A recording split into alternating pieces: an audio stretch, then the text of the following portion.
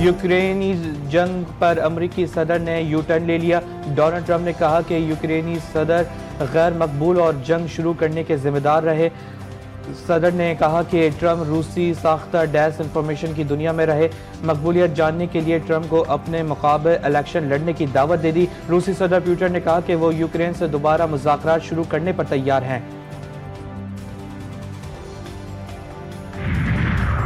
بنگلہ دیش ایک بار پھر مظاہروں کی لپیٹ میں۔ کنال یونیورسٹی کے کیمپس میں طلبہ کے ساتھ پابندی کے معاملے پر دو گروپوں میں جھڑپ۔ طلبہ کے ایک دوسرے پر اینٹوں، لاٹھیوں اور تیز دھار ہتھیاروں سے حملے۔ 150 سے زائد طلبہ زخمی۔ تشدد کی لہر دوسرے شہروں کی جامعات تک پھیل گئی۔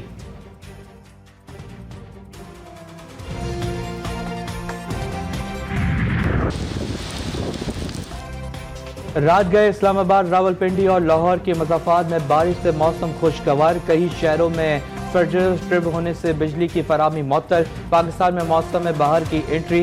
سندھ اور بلوچستان میں بھی دن کے وقت بادل برستے تھے۔ آج جلد مگسی، کنڈوال سمیت دیگر شہروں میں برسات کا امکان۔ گوٹکی، گنکوٹ، تھل، میرپور متھیول میں بارش کے بعد موسم خوشگوار۔ زیارت اور گردونواں میں برف باری، ٹھنڈ کی شدت میں اضافہ۔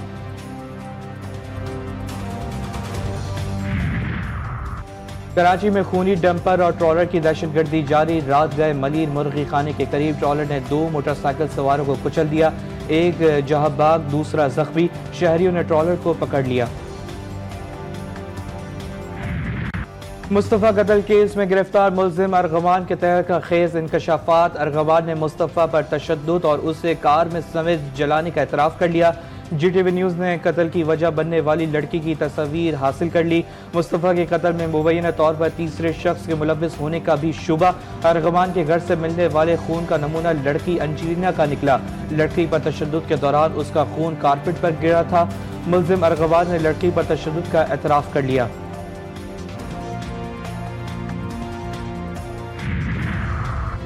بلوچستان میں پھر دہشت گردی، معصوم افراد نشانہ۔ بارقال میں دہشت گردوں نے 7 مسافروں کو بس سے اتار کر قتل کر دیا۔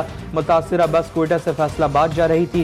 صدر آصف علی زرداری، وزیر اعظم شہباز شریف کا اظہار افسوس۔ لواحقین کے لیے صبر کی دعا۔ کہا نہتے شہریوں کی جان و مال کو نقصان پہنچانے والوں کو بہت بڑی قیمت ادا کرنی پڑے گی۔ وفاقی وزیر داخلہ محسن نقوی اور وزیر اعلیٰ سرفراز بگٹی کی بھی مذمت۔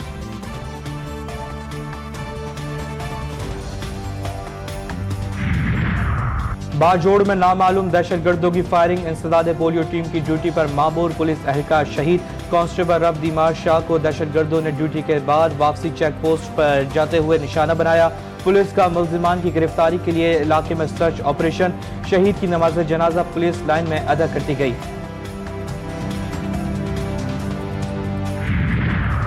کرم میں دہشت گردوں سے سروں کی قیمت مقرر۔ نوٹیفیکیشن جاری۔ 14 دہشت گردوں کے سروں کی قیمت 13 کروڑ روپے مقرر۔ دہشت گرد کاظم کے سر کی قیمت 3 کروڑ روپے مقرر کی گئی۔ دیگر 13 دہشت گردوں کے سروں کی قیمت 10 لاکھ سے 1 کروڑ روپے تک مقرر کی گئی۔ اطلاع فراہمی کرنے والوں کے ناموں کو خفیہ رکھا جائے گا۔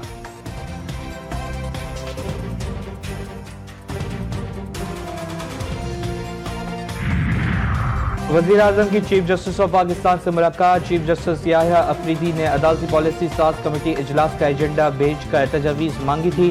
جاری اعلامیے کے مطابق چیف جسٹس نے وزیر اعظم کو بتایا کہ وہ عدالتی پالیسی سازی میں اپوزیشن کو بھی اعتماد میں لیں گے، اپوزیشن سے بھی تجاویز لیں گے تاکہ اصلاحات غیر متزلزل اور پائیدار ہو۔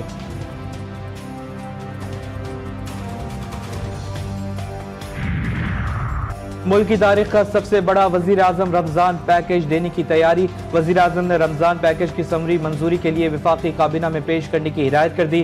رمضان ریلیف پیکج کے تحت 39 لاکھ خاندانوں کو نقد رقم دینے کی تجویز سامنے آئی ہے۔